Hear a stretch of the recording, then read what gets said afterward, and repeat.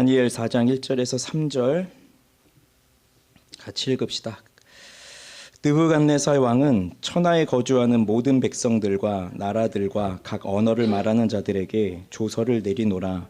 원하노니 너희에게 큰 평강이 있을지어다. 지극히 높으신 하나님이 내게 행하신 이적과 놀라운 일을 내가 알게 하기를 즐겨하노라. 참으로 크도다 그의 이적이여, 참으로 능하도다 그의 놀라운 일이여. 그의 나라는 영원한 나라요, 그의 통치는 대대에 이르리로다. 아멘. 우리가 만나는 사람들 중에서 또는 뉴스를 통해서 보는 우리가 알고 있는 사람들 중에서 이 사람은 정말로 예수를 믿을 것 같지 않다. 이 사람은 정말 예수를 믿을 것 같지 않다. 그런 사람 혹시 떠오르는 사람이 있습니까? 누구를 예를 들까 막 생각을 해봤어요. 근데 차마 이렇게 생각하기가 쉽지 않더라고요. 김정은을 얘기를 해야 되나, 시진핑을 얘기를 해야 되나.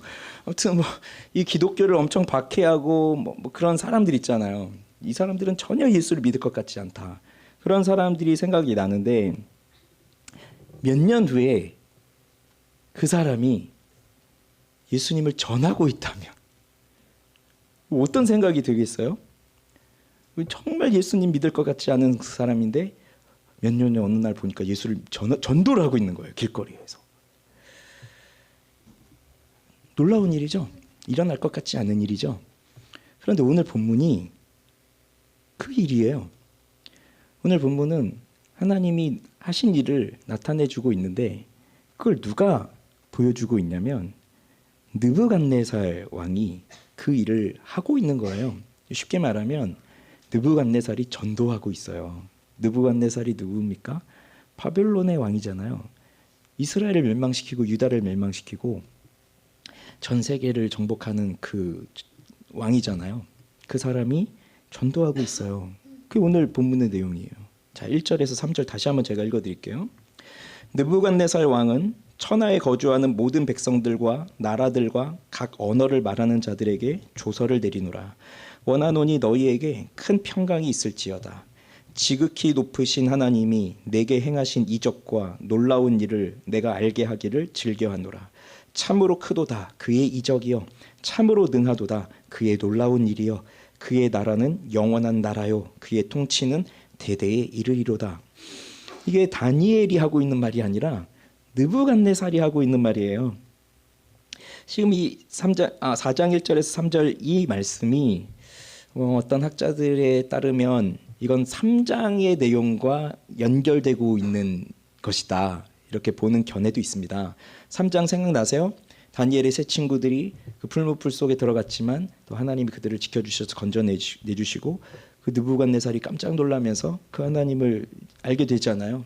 이제 그런 배경, 그런 문맥 속에서 지금 오늘 이 이야기는 3장과 연결되는 부분이다라고 보는 견해도 있지만, 그러나 대부분의 견해는 이건 오늘 4장 새로운 이야기를 할 때에 지금 느부갓네살이 먼저 이 이야기를 하고 있는 것이다 보는 견해가 더 많습니다. 이유는 지극히 높으신 하나님이 내게 행하신 이적과 놀라운 일을 내가 알게 하기를 즐겨하노라, 그 말 때문이에요.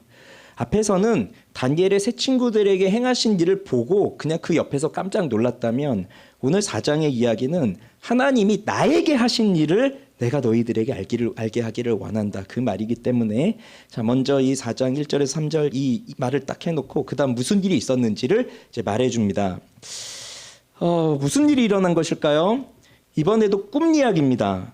지난번 2장에서도 느부갓네살은 꿈을 꾸고 그 꿈을 해석해내느라 선지자들 지혜자들 다 죽이려고 했었잖아요.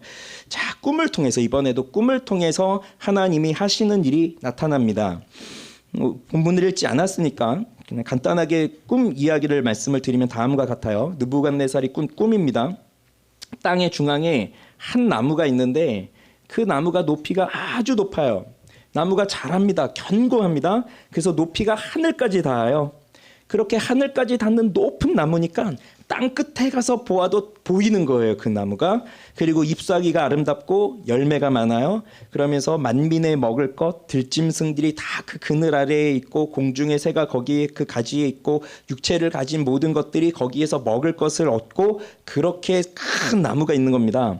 그런데 한 순찰자, 거룩한 자가 하늘에서 내려오면서 소리를 지르시는데 그 나무를 베고 가지를 자르고 잎사귀를 떨고 열매를 해치고 짐승을 떠나게 하라. 새들을 쫓아내라. 그러나 그 뿌리의 그루터기는 남겨두고 쇠와 놋줄로 감고 그것을 풀 가운데 둬라.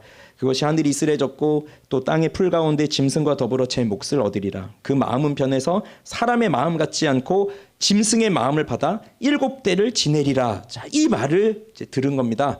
그리고 꿈에서 깨는 거죠. 이 느부갓네살이 2장에서 했던 것처럼 바벨론의 모든 지혜자들을 불러다가 꿈을 해석하게 합니다. 그런데 이 꿈 내용이 무엇인지를 그 지혜자들이 해석하지를 못하죠. 그러면서 이 느부갓네살은 마지막으로 한 사람 찾습니다. 바로 다니엘이에요. 지난 2장에서 보았듯이 다니엘은 그렇게 놀라운 일을 행했잖아요. 그러고서 다니엘을 높은 사람으로 세웠잖아요. 마지막에 다니엘을 찾습니다. 그리고 다니엘이 자신의 이 꿈을 확실하게 해석해 줄 거라고 하는 확실한 신뢰가 있는 것 같아요. 자, 이 꿈은 무엇을 의미하는 것일까요? 그리고 이 꿈 이야기가, 이 느부갓네살의 이야기가 왜 이 다니엘 4장에 기록이 된 것일까요? 솔직히 보면 오늘 4장을 한번 이제 지금 시간이 없어서 본문 다 못 읽었지만 오늘 설교 듣고 뭐 집에 가서 한번 시간 있을 때 다니엘 4장을 읽어보세요. 솔직히 말씀드리면 뭐 지난주에 보았던 다니엘의 새 친구 이야기만큼 감동적이거나 막 우리의 마음을 뜨겁게 하거나 우리도 그렇게 해야 되겠구나 하는 막 결단이 생기거나 뭐 그런 말씀은 별로 아닌 것 같아요. 뭐 저의 생각일지 모르겠지만 저의 느낌일지 모르겠지만 그러나 이 꿈을 통해서 이 느부갓네살이 꿈을 통해서 그리고 그 꿈의 해석을 통해서 그리고 하나님이 하시는 일들을 통해서 우리는 인간의 모습을 보게 됩니다. 이 느부갓네살 한 사람뿐만 아니라 우리 인간의 모습, 그러니까 이스라엘을 비롯한 우리 모두의 모습을 보게 됩니다. 그 모습은 바로 교만이라고 하는 모습이에요. 자, 다니엘이 이 꿈 이야기를 듣고 한동안 놀라면서 번민을 합니다. 그리고 20절부터 제가 읽어드릴게요. 왕께서 보신 그 나무가 자라서 견고하여지고 그 높이는 하늘에 닿았으니 땅 끝에서도 보이겠고 그 잎사귀는 아름답고 그 열매는 많아서 만민의 먹을 것이 될 만하고 들짐승은 그 아래에 살며 공중에 나는 새는 그 가지에 깃들었나이다. 왕이여, 이 나무는 곧 왕이시라. 자, 그 큰 나무, 그 아름다운 나무, 영광스러운 나무, 바로 느부갓네살 왕이라는 겁니다. 왕이 자라서 견고하여지고 창대하사 하늘에 닿으시며 권세는 땅 끝에까지 미칩니다. 자, 그렇게 그 느부갓네살을 보여주는 겁니다. 그런데 왕이 보신즉 한 순찰자, 한 거룩한 자가 하늘에서 내려와서 이르기를 그 나무를 베어 없애라. 그러나 그 뿌리의 그루터기는 땅에 남겨두고 쇠와 놋줄로 동이고 그것을 들풀 가운데 두라. 그것이 하늘 이슬에 젖고 또 들짐승들과 더불어 제 몫을 얻으며 7대를 지내리라 하였나이다. 그럼 이건 무슨 내용입니까? 사실 이 꿈 내용이 그렇게 어렵지 않아요. 느부갓네살이 그렇게 큰 나무가 되어서 아주 영광스럽게 그 모든 짐승들을 다 모든 생명이 있는 것들을 자신을 통해서 먹을 것을 얻어가고 있는 그러한 큰 나무이지만 하늘에서 내려온 순찰자가 그 나무를 베어버리라고 하는 것이니까 이건 느부갓네살에 대한 심판이 언급되고 있는 거죠. 그러니 다니엘 입장에서 번민할 수밖에 없는 거잖아요. 지금 왕은 심판을 받습니다. 그 얘기를 해야 되는 것이니까. 그러면서 25절부터 27절에 보면 왕이 사람에게서 쫓겨나서 들짐승과 함께 살며 소처럼 풀을 먹으며 하늘 이슬에 젖을 것이요 이와 같이 7대를 지낼 것이라. 그때에 지극히 높으신 이가 사람의 나라를 다스리시며 자기의 뜻대로 그것을 누구에게든지 주시는 줄을 아시리이다. 또 그들이 그 나무 뿌리에 그루터기를 남겨두라 하였은즉 하나님이 다스리시는 줄을 왕이 깨달은 후에야 왕의 나라가 견고하리이다. 그런즉 왕이여, 내가 아뢰는 것을 받으시고 공의를 행함으로 죄를 사하고 가난한 자를 긍휼히 여김으로 죄악을 사하소서. 그리하시며 왕의 평안함이 혹시 장구하리이다.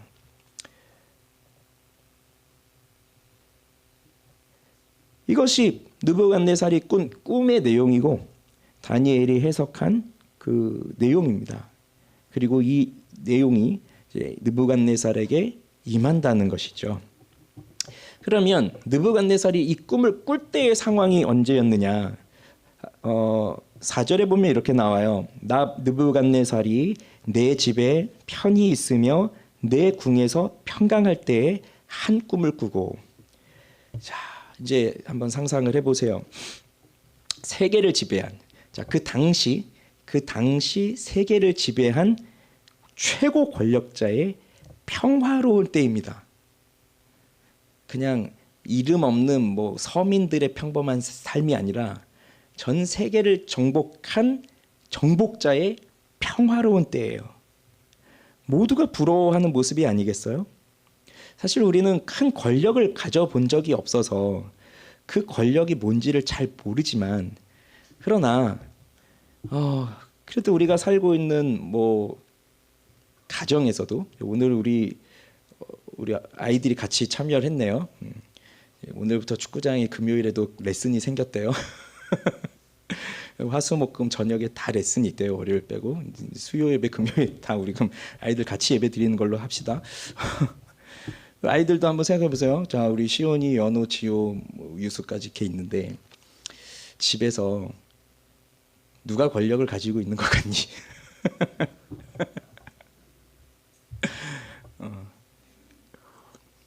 우리 지호와 연호는 계속 엄마를 쳐다보고 있습니다. 그러면 그 권력을 내가 한번 가져보고 싶지 않니? 한번 우리 집도 내가 원하는 대로, 정말 내 말대로, 엄마도 아빠도 다 내 말대로, 뭐 언니든 형이든 오빠든 내 말대로 다 따르고 내가 원하는 대로 다 된다. 얼마나 좋겠습니까? 집 안에서도. 집에서 부부들도 그 권력을 쟁취하기 위해서 서로 싸우는 거 아니에요? 주도권을 잡기 위해서. 그렇게 권력을 가지면 권력의 달콤함에서 벗어나지를 못하잖아요.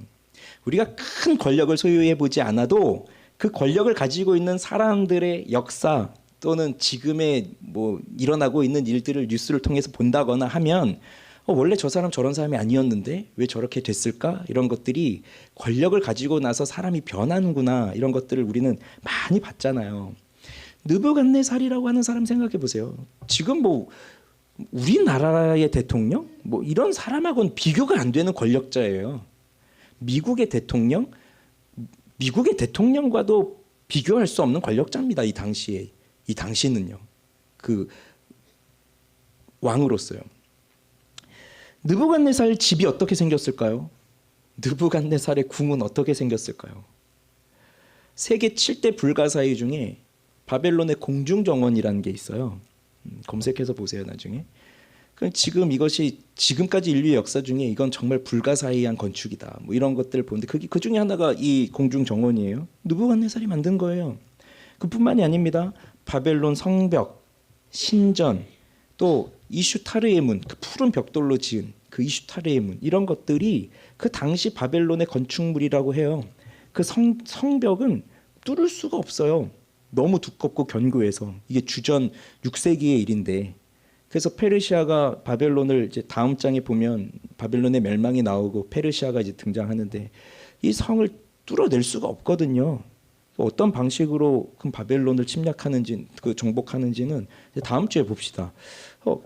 그 정도의 그 위대한 그 건축과 웅장한 도시와 이런 걸 가지고 있었던 사람이 자기 그 공중 정원에서 도시를 바라보면서, 자, 모두가 다 나에게 무릎을 꿇고 있고 내 말 한마디면 세상이 움직이고 세상이 바뀌고, 그리고 나를 이길 만한 신도 없고 내가 곧 신이다, 이런 생각을 가지고 살아가고 있는 그 상황에서 잠을 자는데 꿈을 꾼 것이에요.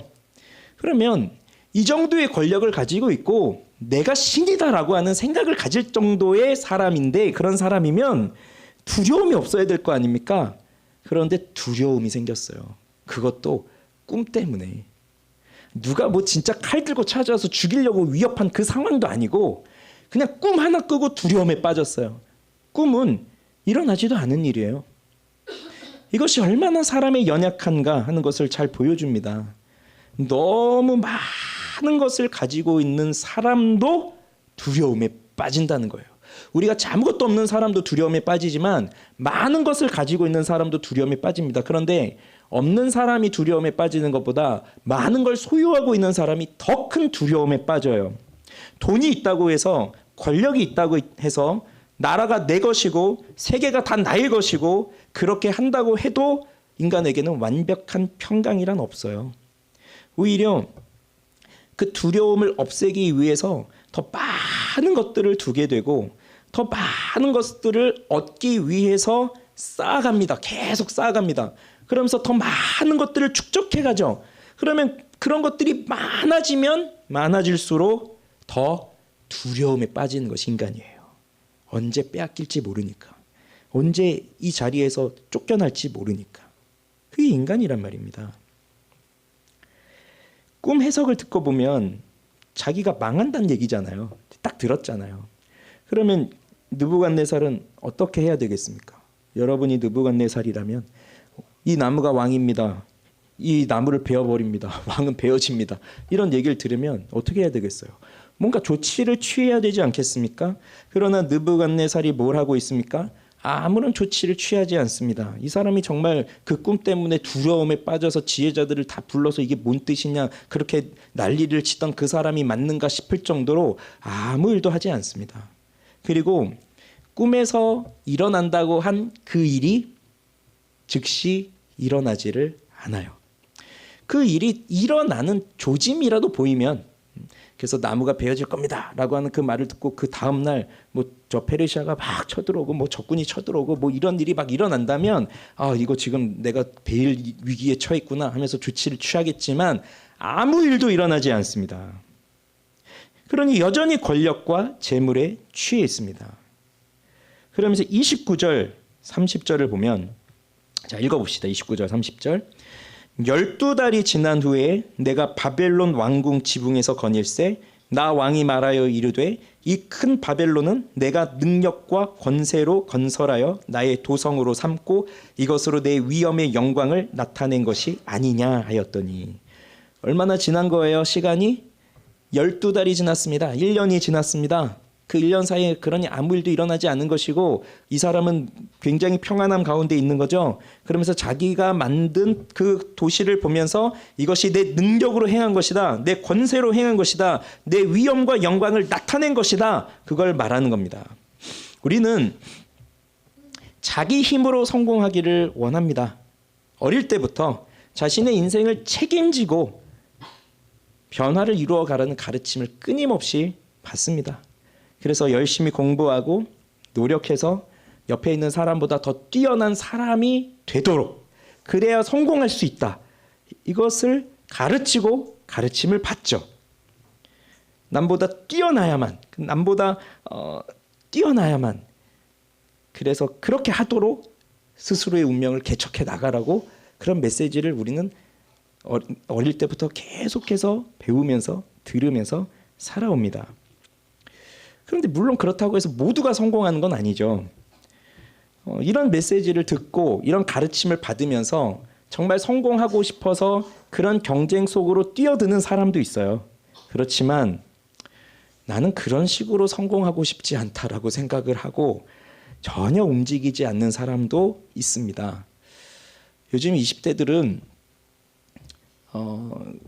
저희가 20대를 보내던 때하고는 좀 다르게 살아가고 있는 것 같아요. 뭐 뉴스나 기사들을 보면 요즘 20대들은 뭐 그렇게 어렵게 힘든 직장에 가고 뭐 그렇게 힘들게 일을 하냐 그런 생각을 한다고 하면서 그냥 아르바이트나 하면 살지 뭐 이런 사람들이 많고, 그다음에 직장에 다니다가 뭐 직장에서 좀 잘리거나 뭐 이런 일이 있어도 뭐 직장에 뭐 하러 가냐 하고 그냥 2년 3년씩 아무 일도 안 하고 그냥 지낸대요.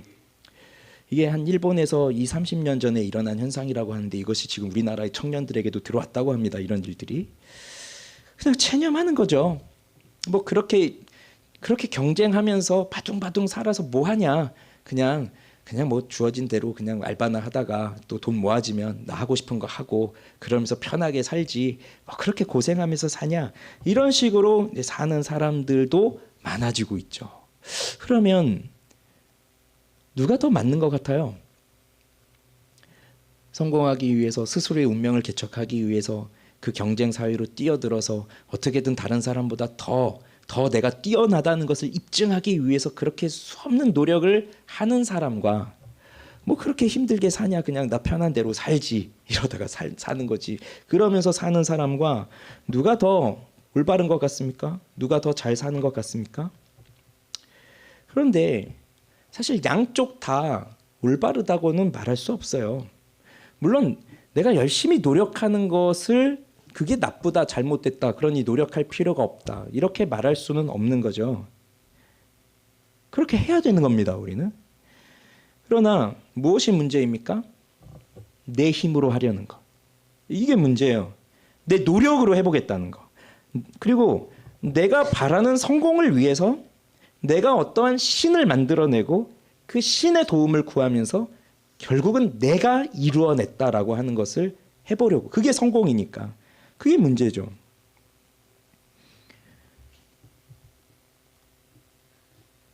그런데 그렇게 성공하기 위해서 내가 노력하는 것도 하나님이 나에게 주신 재능이 있으니까 하는 거잖아요. 하나님이 주신 거예요. 그러니 우리는 하나님의 은혜가 없이는 우리는 아무것도 할 수가 없습니다. 그리고 하나님이 우리에게 그러한 은사를 주신 것도, 그런 재능을 주신 것도 이것을 잘 활용하기를 원해서 우리에게 주신 것이죠. 그런데 은사를 주셨고 재능을 주셨는데 나 아무것도 하기 싫고 귀찮으니까 또 안 한다? 그냥 나는 이렇게 경쟁하면서 사는 것보다 그냥 나 편한 대로 살지, 이렇게 사는 거다. 그것도 하나님이 주신 재능을 제대로 활용하지 못하는 것이니 게으르고 나태한 것이죠. 그러니 이것도 잘못되었고, 하나님이 주신 은사를 내 힘이라 생각하고 하나님 의존하지 않고 내 힘으로만 살려고 하는 것도 잘못된 것이죠. 느부갓네살이 이러한 사람의 본성을 잘 보여주고 있는 겁니다. 그게 바로 아까 말씀드렸듯이 교만이라고 하는 그 모습이에요. 봐라, 내가 이루어낸 것 아니냐, 이건 나의 영광을 드러내는 것 아니냐, 이렇게 자기 자랑에 빠져 있는 모습입니다. C.S. 루이스는 교만에 대해서 이렇게 말을 해요. 들어보십시오. 교만은 본성상 경쟁적입니다. 그래서 한없이 욕심을 내는 것입니다. 교만한 사람은 자기보다 힘있고 돈 많고 똑똑한 사람이 전 세계에 단 한 명만 있어도 경쟁자로 여기고 적으로 여깁니다. 여러분, 되게 나보다 똑똑한 사람, 아니면 나보다 돈 많은 사람, 아니면 나보다 예쁜 사람, 뭐 나보다 뭐 축구를 더 잘하는 사람, 축구 잘하는 사람, 나보다 또 뭐가 있습니까? 뭐 그런 사람이 하나라도 더 있다면 적이 된다는 거예요. 적. 이 교만함은요. 그래서 세상이 시작된 이래 모든 나라와 가정을 불행하게 만든 주된 원인은 바로 교만입니다. 교만한 사람은 항상 눈을 어떻게 할까요? 내리깔고 사물과 사람을 봅니다. 그렇게 내리깔고 보는 한 자기보다 높이 있는 존재는 결코 볼 수 없습니다. C.S. 루이스의 말이에요. 교만한 사람들은 다 눈을 내리깔고 다 나보다 밑에 있는 사람들이다, 이 모든 것들은 나보다 아래다, 이렇게 생각하면서 사는 사람들입니다. 느부갓네살이 바로 그런 사람이었어요. 지금 어디에 있어요? 느부갓네살이 왕궁 지붕에 있죠. 왕궁 지붕에서 내려다보고 있죠. 이게 다 내가 만든 일이다, 이 사람들 다 나보다 아래의 사람들이다, 이렇게 내려다보고 있는 거예요. 그 교만한 사람의 모습을 이 느부갓네살이 아주 잘 보여주고 있는 겁니다. 그런데 자 31절에서 33절 같이 읽어보겠습니다. 이 말이 아직도 나 왕의 입에 있을 때에 하늘에서 소리가 내려 이르되 느부갓네살 왕아, 내게 말하노니 나라의 왕위가 내게서 떠났느니라. 내가 사람에게서 쫓겨나서 들짐승과 함께 살면서 소처럼 풀을 먹을 것이요, 이와 같이 7대를 지내서 지극히 높으신 이가 사람의 나라를 다스리시며 자기의 뜻대로 그것을 누구에게든지 주시는 줄을 알기까지 이르리라 하더라. 바로 그때의 이 일이 나 느부갓네살에게 응함으로 내가 사람에게 쫓겨나서 소처럼 풀을 먹으며 몸이 하늘 이슬에 젖고 머리털이 독수리 털과 같이 자랐고 손톱은 새 발톱과 같이 되었더라. 이게 그 최고 권력자 느부갓네살에게 일어난 일입니다. 자, 봐라, 이게 내가 만들어낸 것들이다, 이건 나의 영광과 나의 위엄을 드러내는 것이다, 그 말을 하고 있을 그 순간에 하늘에서 소리가 내려서 너의 왕위가 너에게서 떠났다 라고 심판을 받으면서 정말 그 모든 권력을 쥐고 있던 이 느부갓네살이 들에서 짐승처럼 소처럼 풀 먹고 손톱은 자르질 못하니까 쇠처럼 이렇게 긴 손톱으로 휘어지고 머리는 독수리털처럼 그렇게 돼버리고 하는 그 비참한 모습으로 떨어져 버린 거예요. 어떻게 이런 일이 있을까 생각이 되지만 하나님이 이렇게 하신 거예요. 그게 교만한 사람들에게 나타나는 하나님의 심판이죠. 이 느부갓네살이 과연 그 생각을 했었겠습니까? 이 권력은 영원하다 생각했겠죠. 자기는 신처럼 위대하다 생각했겠죠. 베트남에 갔을 때, 베트남 여러 번 갔는데 그 중에 호치민을 이제 갔었습니다. 호치민 저 하노이를 갔어요. 하노이에 갔는데, 하노이가 수도죠. 하노이에 갔는데 호치민 아시죠? 그 베트남의 이제 그 베트남의 독립을 위해서 굉장히 이제 힘썼던 뭐 그런 사람이잖아요. 그 호치민의 시신을 영구히 보존하는 미라, 그 뭐라고 하죠? 그 미라가 맞나? 어쨌든 그 시신을 영구히 보존하도록 그 호치민 묘에 그걸 딱 전시를 하고 있어요. 이제 하노이에 가는 사람들은 그걸 이제 관광하기 위해서 가죠. 저도 2번 다녀왔었는데 굉장히 큰 광장에 사람들이 길게 줄을 서서 그 자리에 이제 들어갑니다. 근데 거기에 큰 문구가 써 있는데 뭐라고 써 있냐면 호치민이여 영원하라 이렇게 써 있어요. 그런데 그 호치민이여 영원하라라고 크게 문구가 써 있고 그 안에 들어가니까 관이 놓여져 있고 유리로 덮여져 있는데 정말 호치민이 그대로 있는 거예요. 그 시신이. 이게 이제 공산주의나 사회주의에서는 그렇게 독재자들을 그런 식으로 다 보존하고 이렇게 하잖아요. 그걸 보면서 그 사람들은 이 사람이 이 나라를 세웠고 뭐 이 나라를 위해서 했고 하니까 영원하다, 영원하리라라고 하면서 그렇게 기리고 생각하지만 과연 영원한 것입니까? 그 시신이 썩지 않고 있다고 해서 그게 죽은 것이 아니라 살아 있는 겁니까? 썩지 않게 하기 위해서 수많은 돈을 들이면서 그 방부제 처리를 하면서 그렇게 보존하고 있는 것일 뿐이지 그건 살아있는 것이 아닙니다. 그러니 사람이 가지고 있는 그 영광과 권력은 한순간일 뿐입니다. 이 느부갓네살도 자신은 영원할 것이라고 생각했지만 그러나 영광도 잃어버렸고 권력도 잃어버렸고 심지어 인간성 자체도 잃어버렸습니다. 자기 자신을 우주의 중심으로 보면서 살아가고 있었고 나를 신이라고 생각했던 사람이었지만 하나님께서 한 번 말씀하시니까 짐승처럼 돼버렸어요. 그게 인간이에요. 자, 그런데 이 느부갓네살을 우리 같으면 하나님이 야 봐라 꼴 좋다. 너 하나님 없이 네가 신이다 생각했지. 누가 신들 중에서 나를 이길 수 있냐 이렇게 생각했지. 너 하나님 앞에 벌 받았다. 꼴 좋다 이렇게 생각하면서 지나갈 수 있지만 아까 뭐라고 했었습니까? 나무를 자르지만 그 뿌리에 그루터기는 남겨두라고 했죠. 자 34절 같이 읽읍시다. 그 기한이 참에 나 느부갓네살이 하늘을 우러러 보았더니 내 총명이 다시 내게로 돌아온지라. 이에 내가 지극히 높으신 이에게 감사하며 영생하시는 이를 찬양하고 경배하였나니 그 권세는 영원한 권세요 그 나라는 대대에 이르리로다.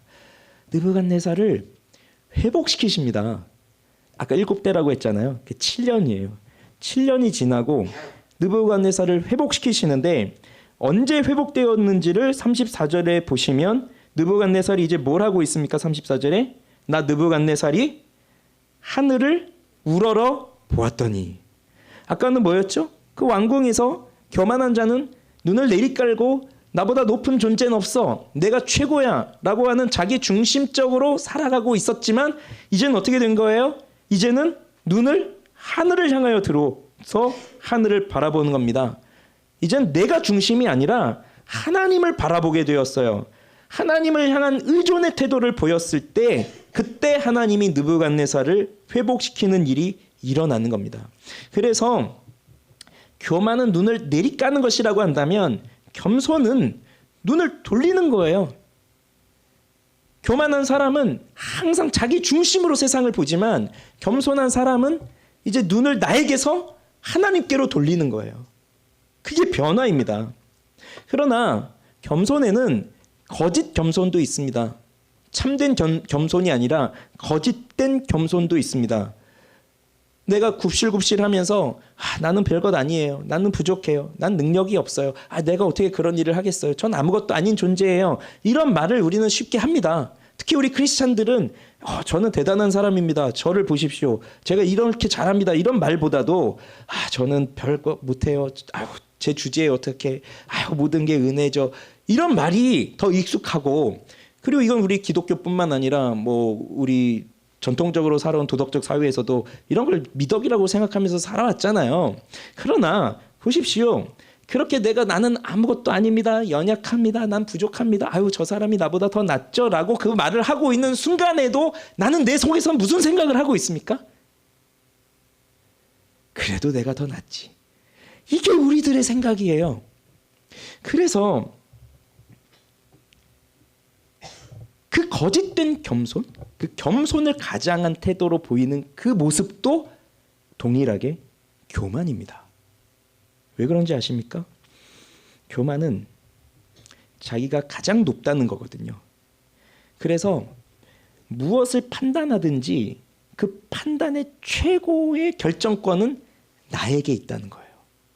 그러면 하나님이 나를 창조하셨을 때, 그리고 하나님의 그 뜻 안에서 우리가 살아가고 있을 때 우리의 존재를 판단하실 분은 누구여야 합니까? 하나님이죠.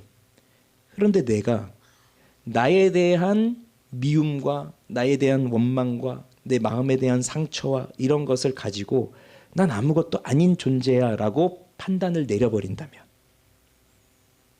하나님의 판단으로, 하나님의 뜻으로 내리는 판단이 아니라 내 결정으로 내리는 판단이라고 한다면, 그것은 비록 내가 겸손한 것처럼 보인다 하지만 그것도 교만이에요. 그래서 우월감을 가진 것도 교만이지만 열등감을 가지는 것도 교만이고, 스스로 높아지는 것도 교만이지만 자기를 비하하는 것도 교만이에요.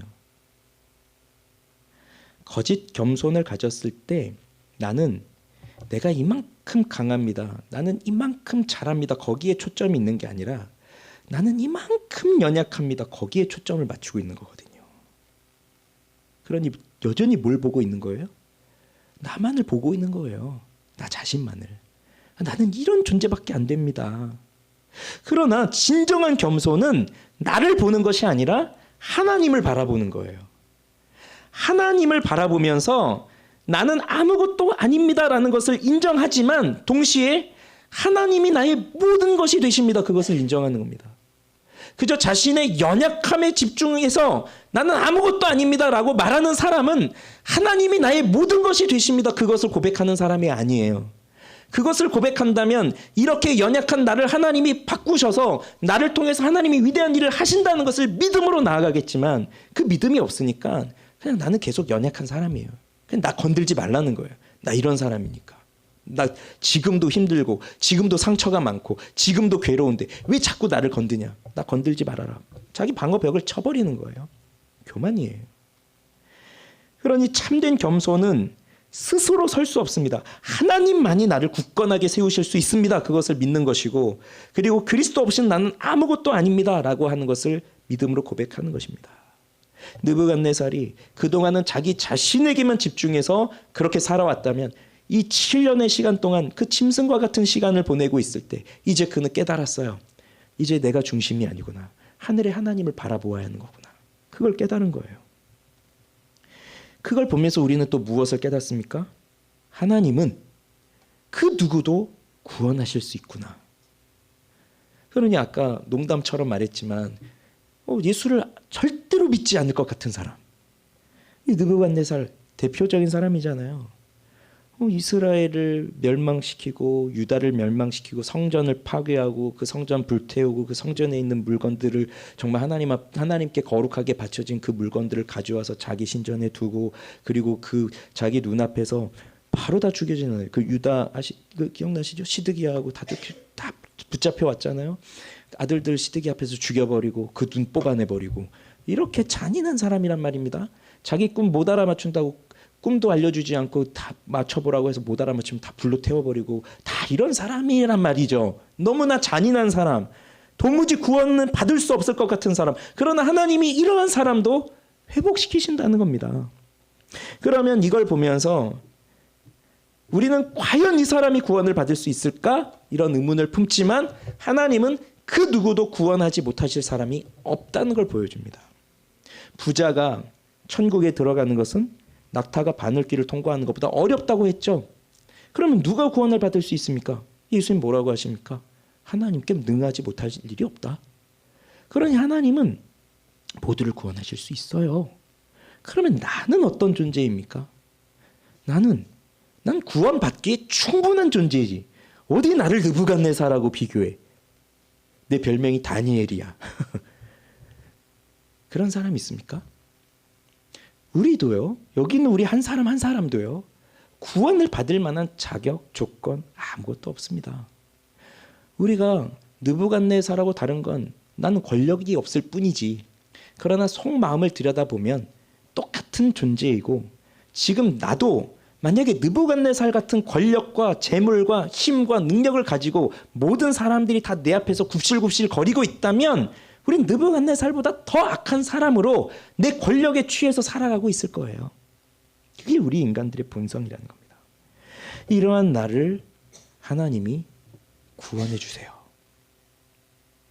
구원을 받으신 분은, 내가 구원의 확신이 있으신 분은 그래 나를 정말 하나님이 구원하셨지라는 생각과 확신이 있겠지만 혹여라도 아직 나에게 구원의 확신이 없다. 속으로 내가 교회를 이렇게 오래 다니고 있지만 나 같은 사람을 하나님이 정말 구원하실까? 나 같은 사람은 구원하시는 게 맞을까? 내가 정말 하나님께 인정받을 수 있는 사람일까?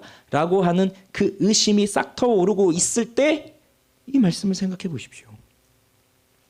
특히 우리 어린 친구들 여기 있는데 우리 초등학교 고학년들도 있잖아요. 이제 중학교 가고 고등학교 꼭 갈 거란 말이에요. 이제 얼마 안 남았어요.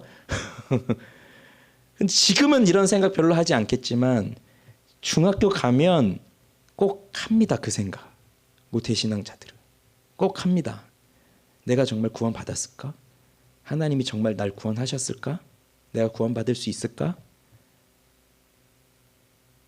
의심이 들어요. 나는 구원 못 받을 거야. 말로는 하지 않아도 속으로 그런 생각 충분히 하면서 사춘기 때를 보낼 수 있어요. 여기 있는 우리 연호, 예언이, 지호. 시원이 너도 곧 올 거야.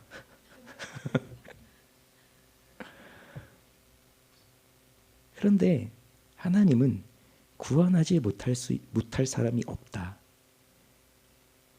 그러니 자격으로 놓고 본다면 구원받을 수 없지만 하나님은 그걸로 구원하시는 것이 아니니까요. 느부갓네살이 그 1장에서 이렇게 다니엘을 만나고 그다음 그 첫 번째 꿈 꾸고 그다음 이 두 번째 꿈 꾸고 그다음 1년 지나서 또 일을 겪고 7년 지나서 또 이렇게 되고 그것을 대략 계산을 해보면 약 40년 정도 걸린 거예요. 그러면 이 느부갓네살이 그래서 전 뭐 명확하게 이제 성경에서 이 사람이 구원받아 천국에 갔다 뭐 그런 건 나오진 않지만 어쨌든 이 사람이 그렇게 하나님을 인정하고 모든 백성들에게 하나님을 섬겨라, 하나님을 찬양해라 이렇게 말하고 있다는 것을 그렇게 하나님께서 그 교만한 인간을 그 죄인을 구원의 길로 인도하셨다는 것으로 생각해 본다면 어쨌든 이 사람도 변화되기까지 40년의 시간이 걸렸다는 겁니다. 그에게 수없이 하나님을 깨달을 수 있는 기회들이 있었잖아요.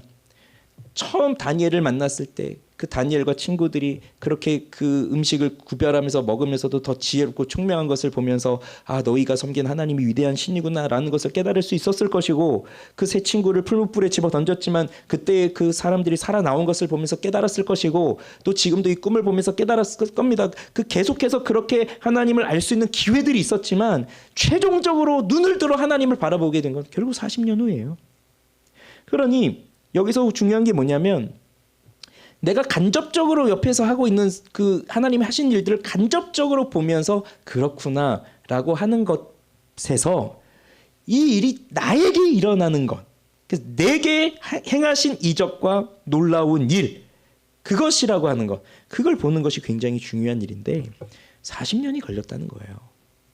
그러니 그 40년이라는 시간이 그냥 허투루에 지나간 게 아니라 하나님은 또 그 사람의 인도하시는 그 길 속에서 그를 그 길로 끊임없이 인도하신 거죠. 그러니 그 속에는 성공, 영광, 명예, 권력 뭐 이런 것도 있었겠지만 또 한순간에 나락으로 떨어지는 몰락과 그리고 끊임없는 두려움과 이런 것도 있겠죠. 그 속에서 하나님은 그 사람을 바꿔가는 거예요. 그렇다고 한다면 하나님은 그 누구라도 구원하실 수 있는 능력이 있고, 이 느부갓네살 같은 사람도 40년의 시간이 걸려서 이렇게 하나님을 하늘을 우러러보면서 바라보게 되었다면 지금 우리 마음속에서 기도하고 있는 기도의 대상들이 있을 텐데, 하나님 이 사람은 정말 구원시켜 주십시오, 이 사람 정말 변화시켜 주십시오, 그렇게 기도하고 있을 텐데 40년 이상 기도해 보신 분 계십니까? 혹시? 난 이 사람을 위해서 40년 이상을 기도했다. 없으실 거예요. 왜냐하면 아직 우리 나이가 그렇게 진지하게 하나님을 믿고 정말 그 영혼을 위해서 기도하기를 40년? 아직은 우리가 20살 때 예수를 만났다 하더라도 그럼 60살, 70살이 돼야 되는데 아직은 그런 분들이 아니시니까, 우리 자녀들을 위해서 그렇게 기도했다면, 우리 자녀들이 아직 10대인데 아직 40년이 안 됐잖아요. 남편을 위해서, 아내를 위해서 기도하고 있다면, 뭐 결혼한 지 이제 10년, 뭐 15년 뭐 이렇게 됐는데 40년 근처도 못 갔잖아요. 그러니 실망할 필요가 없다는 얘기예요. 하나님은 하나님께서 그 길을 이루어 가신다는 겁니다. 그럼 우리는 겸손하게 하나님을 신뢰하고 인정하면서 구하는 거예요. 왜 안 되지? 왜 내가 기도하는데 안 되지? 아직도 내 눈이 나를 보고 있는 거예요. 내가 이렇게 하고 있는데 왜 일이 일어나고 있지 않지? 아직도 나를 보고 있는 거예요. 내가 이렇게 하고 있는데, 내가 이 정도로 하고 있는데 왜 일이 일어나지 않습니까? 하나님 왜 아무것도 안 하고 계십니까? 나를 보고 있는 거예요. 그러나 우리는 하나님을 봐야 됩니다. 그게 겸손이에요. 그럼 마지막으로 자, 17절 읽어봅시다. 17절. 자, 17절 시작. 이는 순찰자들의 명령대로요 거룩한 자들의 말대로이니 지극히 높으신 이가 사람의 나라를 다스리시며 자기의 뜻대로 그것을 누구에게든지 주시며 또 지극히 천한 자를 그 위에 세우시는 줄을 사람들이 알게 하려 함이라 하였느니라. 자, 이 17절이 제가 보기엔 되게 이 4장에서 가장 중요한 구절인 것 같습니다. 왜냐하면 지금 이 느부갓네살 두 번째 꿈 이야기가 왜 이 다니엘서에 기록됐을까? 그리고 이건 지금 다니엘이 썼다라기보다 지금 느부갓네살이 내린 조서의 내용이란 말이에요. 그래서 1인칭이 지금 다니엘이 아니라 느부갓네살이란 말이에요. 지금 나올 때. 이게 왜 기록이 됐겠습니까? 그리고 사실 우리는 이런 본문을 대할 때 어려워요, 해석하기. 차라리 하나님이 명확하게 나오고 하나님이 명확하게 말씀하시고 그것에 대한 반응으로 회개하고 이런 일들이 일어나면 우리 지난주에 봤던 새 친구처럼 그런 일들이 일어나는 것을 보면 우리는 해석하기도 쉽고 적용하기도 쉬운데, 이 사람이 왜 이런 일들이 나올까? 이거 어려워요. 그러나 자, 여기 17절에 이 꿈이 주어진 이유가 여기 등장하고 있습니다. 뭡니까? 지극히 높으신 이가 사람의 나라를 다스린다. 자기의 뜻대로 그것을 누구에게든지 주시고 지극히 천한 자를 그 위에 세우시는 줄을 사람들이 알게 하려 합니다. 그러니 느부갓네살이라고 하는 그 위대한 왕을 통해서 바벨론 제국이 신바벨론으로 부상하면서 다시 한번 그 큰 나라를 세워가는데, 그러나 이렇게 한 번에 쑥 나락으로 떨어지고 하는 이런 과정들을 통해서 지극히 높으신 이가 이 땅의 나라를, 세상의 나라를 다스린다 하는 것을 보여주시고 계신 거예요. 자, 구약시대의 전쟁은 처음에도 말씀드렸죠. 신과 신의 전쟁이에요. 홀리워예요. 신과의 신의 전쟁이에요. 그래서 그 한 나라가 이기면 그 나라가 이긴 게 아니라 그 나라의 신이 이긴 거예요. 자, 그러면 이 다니엘이 이 다니엘서를 기록하고 이 다니엘서를 읽은 그 사람들은 지금 어떤 처지에 있는 사람들입니까? 이스라엘 백성들은 바벨론의 포로로 끌려가고 나라가 멸망하고 나라가 회복될 기미조차 보이지 않는 그 캄캄한 시대에 다니엘서를 받아서 읽고 있는 거예요. 그러면 그 이스라엘 백성들의 입장에서 본다면 바벨론과 이스라엘이 싸웠는데, 바벨론과 유다가 싸웠는데 바벨론이 승리했고 유다는 졌고 예루살렘은 멸망했고 성전은 무너졌어요. 불타버렸어요. 하나님 어디 간 겁니까? 여호와 어디 계십니까? 어떻게 여호와께서 저 갈대아 저 사람들, 저 이방인들, 저 잔인한 저들을 통해서 어떻게 저들을 물리쳐내지 못하십니까? 하나님에 대한 원망으로 가득 찰 수도 있는 그런 상황이고, 바벨론 사람들은 어떻겠습니까? 너희들이 섬기는 여호와, 그건 우리의 신의 잽도 안 되는 그런 아무것도 아닌 신이야 라고 그렇게 비하당하고 그런 상황 속에 있잖아요. 굴욕을 당하고 있는 상황이잖아요. 그 상황 속에서 이 17절의 말씀, 지극히 높으신 이가 사람의 나라를 다스리신다. 느부갓네살, 누가 너에게 이 권력을 줬는지 아니? 하나님이야. 그리고 너의 권력 영원할 것 같지? 하나님이 말씀 한번 하시면 너는 소처럼 풀 뜯어먹는 존재로 바뀌어버리는 거야. 그걸 다시 한번 가르쳐 주시는 거예요. 그러면서 우리들에게 지극히 높으신 이가 세상의 나라를 다스리신다는 것을 보여주는 것이고, 지극히 천한 자라고 하더라도 하나님이 세우시면 또 높은 자가 된다는 거예요. 그걸 보여주는 겁니다. 포로로 있는 백성들에게요. 어려움에 처하여 있는 우리들에게요. 어디로 가야 할지 알지 못하는 우리들에게요. 안개가 끼어 있는 것 같은 그 두려운 상황 가운데 있는 우리들에게요. 그럼 이것을 어떻게 우리는 신뢰할 수 있을까요? 지극히 높으신 이가 이 일을 한다는 것을 우리는 어떻게 신뢰할 수 있을까요? 오늘 이 4장에는 세상의 왕이 등장하고요. 다음 주 5장에 가면 또 다른 왕이 등장하지만 마찬가지입니다. 세상의 왕은. 그러나 우리는 또 다른 왕을 알고 있습니다. 진정한 왕을 알고 있죠. 이 느부갓네살은 무엇이 특징이었나요? 교만이었죠. 그러나 우리가 알고 있는 진정한 왕은 무엇이 특징이죠? 겸손이에요. 겸손의 왕이죠. 그러면 봐라, 이것이 나의 능력과 나의 권능으로 행한 나라다, 만든 나라다 라고 정말로 말하실 수 있는 분은 누구이겠습니까? 느부갓네살은 기껏해야 그 건축물 하나 몇 개 만들어 놓은 것일 뿐이지만, 진짜로 그걸 말할 수 있는 분은 하나님 아니십니까? 하나님은 모든 세상을 만드셨잖아요. 온 우주를 창조하셨잖아요. 그러니 이 모든 우주가 나의 말 한마디로 이루어진 것이다 라고 그 말을 하실 수 있는 그 분이신데, 그분이 이 땅에 오셨고 이 땅에 오셔서 하신 일은 겸손함으로, 그리고 마지막에 십자가에서 죽으시죠. 그렇게 겸손의 왕으로 오셨기 때문에, 그리고 하나님은 그분을 어떻게 하셨죠? 다시 살리시고 하늘에 올리셔서 지금 모든 영광을 받으시도록 높여주셨죠. 그분이 계시기 때문에, 그 겸손의 왕이 우리에게 계시기 때문에 우리에게는 소망이 있는 겁니다. 브라이언 채플은 이렇게 말합니다. 내적으로 어떠한 선함도 없는 자에게 하나님이 아무 조건 없이 은혜를 베푸신다는 진리가 바로 다니엘서에서 캐내야 할 황금 같은 복음의 진리입니다. 하나님은 이방의 왕을 오직 은혜로 하늘나라 가족으로 삼으셨습니다. 느부갓네살 같은 사람에게도 손을 내미시는 하나님이라면 그 누구에게라도 손을 내밀어 주실 것이고, 아무리 완악한 마음을 가지고 있는 사람이라 하더라도 하나님은 그 마음을 고치시는 거예요. 그 일을 위해서 겸손의 왕으로 오셔서 우리를 위해 십자가에서 죽으셨고, 하나님은 그를 다시 살리시고 하늘에 오르셔서 하나님 우편에서 지금도 모든 세상을 다스리고 있는 겁니다. 지금도 우리를 다스리고 계신 겁니다. 그러니 우리는 누구라도 구원하시는 능력의 하나님, 참된 주권자, 지극히 높으신 이, 그러나 겸손함으로 오신 그분을 바라보며 그분을 의지하며 살아가야 됩니다.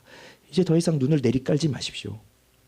내가 가장 높다 생각하고 눈을 내리깔면서 보지 마십시오. 그리고 나만 바라보지 마세요. 내가 제일 괜찮아 이렇게 생각을 하든지, 아니면 나는 정말 못났어 이렇게 생각하든지, 어쨌든 나만 보지 마세요. 하나님을 보세요. 하나님을 보세요. 그리고 그 하나님을 의지하세요. 우리 찬양합시다. 주가